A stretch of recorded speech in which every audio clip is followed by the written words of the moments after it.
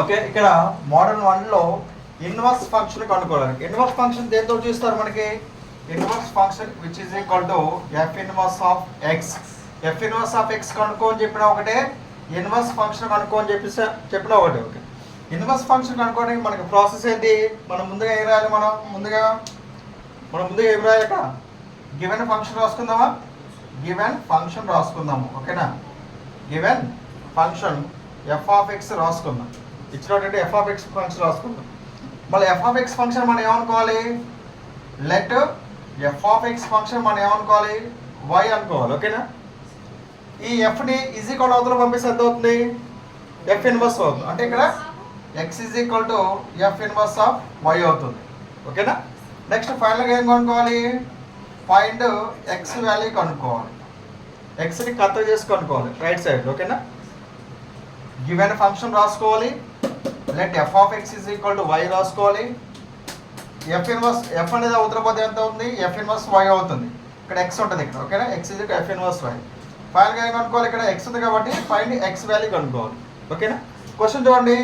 F mapping R to R is a bijective function defined by f of X is equal 3x + 2/5 then find the inverse of a function అన్నాడు. ఇక్కడ inverse of a function అంటే ఏంటి చెప్పండి? The inverse of a function we have to find f inverse of x కనుక్కోవాలని అర్థం. ఓకేనా, so అదే మనం ఈ స్టెప్స్ ప్రకారం అర్థమా? ఇక్కడ ఫంక్షన్ అయితే మనకి ఇక్కడ F of X is equal 3x + 2/5 కదా. సో దేర్ ఫోర్ సొల్యూషన్ చెప్పండి. Given function is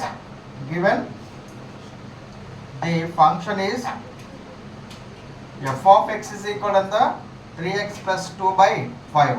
so this is 1 అనుకుందాం. ఓకేనా, నెక్స్ట్ మనం ఏం కోవాలి? ఎఫ్ ఆఫ్ ఎక్స్ బదులు ఏమనుకోవాలి? మనం వై అనుకోవాలి కదా. Let F of X is equal ఎంత అనుకోవాలి? Y. So therefore formula ఈ వై ఎడిపోతే ఎంత అవుతుంది? ఎక్స్ ఈజ్ ఈక్వల్ ఎంత? F inverse y. అంతేనా, f inverse y. So therefore from 1 నుంచి ఏం రాసుకోవచ్చు? ఫ్రమ్ 1 నుంచి ఎఫ్ ఆఫ్ ఎక్స్ ఎంత అంట? వై కదా. So therefore Y is equal to 3x + 2/5. ఓకేనా, మనం తర్వాత ఏం కనుక్కోవాలి? మనం ఎక్స్ వాల్యూ కనుక్కోవాలి కదా. X value right hand side ఉంది కాబట్టి లెఫ్ట్ హ్యాండ్ సైడ్ తీసుకుందామా? ఓకే, అట్లా ఉండి కూడా కనుక్కోవచ్చు, ప్రాబ్లం లేదు. 3x + 2/5 is equal to why. ఇది ఇటువైపు రాశాను, చేంజెస్ రాశాను. మనకి ఎక్స్ వాల్యూ కావాలి కాబట్టి ఎక్స్ సింగిల్గా ఉండాలి. సో దగ్గర ఇక్కడ 5 ఏమవుతుంది? ఇక్కడ 5 ఏమవుతుంది? ఇక్కడ అమ్మా మీకు కూడా ఉన్నాయమ్మా, మీకు ఫంక్షన్స్ ఉన్నాయి. మీకు ఈ 5 అవుతుంది, డివిజన్ అవుతుంది, ఈజీ కూడా అవుతుంది, పోతే ఇంటూ అవుతుంది. ఓకేనా, 3x + 2 is equal to 5 × y. ఇక్కడ +2 అవుతుంది, ఇక్కడ ఈజీ కూడా అవుతుంది, పోతే -2 అవుతుంది. 3x is equal to 5y - 2. ఇక్కడ 3 ప్రోడక్ట్ ఉంది, x ప్రోడక్ట్ 3 ఉంది, ఈజీ కూడా అవుతుంది, పోతే భాగిస్తుంది కదా. So therefore x is equal to 5y - 2/3 అవుతుంది. ఎక్స్ వాల్యూ ఫైండ్ అవుట్ చేసాము మనం. X value find. What about X? X అంటే ఎంత సబ్స్టిట్యూట్ చేసుకోవచ్చు? Okay, F inverse Y is equal to 5y - 2/3. F inverse Y is equal 5y - 2/3. ఇది కానీ వైలో వచ్చింది కదా, ఇది ఇప్పుడు ఎక్స్లో మార్చాలి కాబట్టి ఇక్కడ ఎక్స్ పెట్టుకుని సరిపోతుంది. వై + ఎక్స్ పెట్టుకుని ఎంత? F inverse of X is equal to 5x - 2/3. ఇదేనా మనకు కావాల్సిన ఆన్సరు? ఇదేనా final answer? F inverse Y, F inverse of X ఎంత?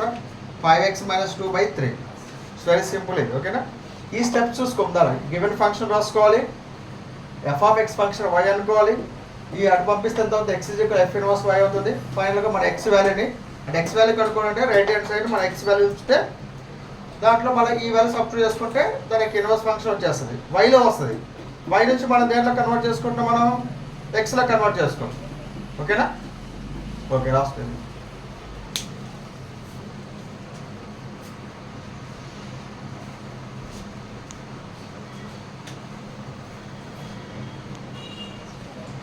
F inverse X is equal to 5x - 2/3 అన్నమాట. మనకి ఇన్వర్స్లో వస్తుంది, దాన్ని మనం ఎక్స్లో కన్వర్ట్ చేసుకుంటే సరిపోతుంది.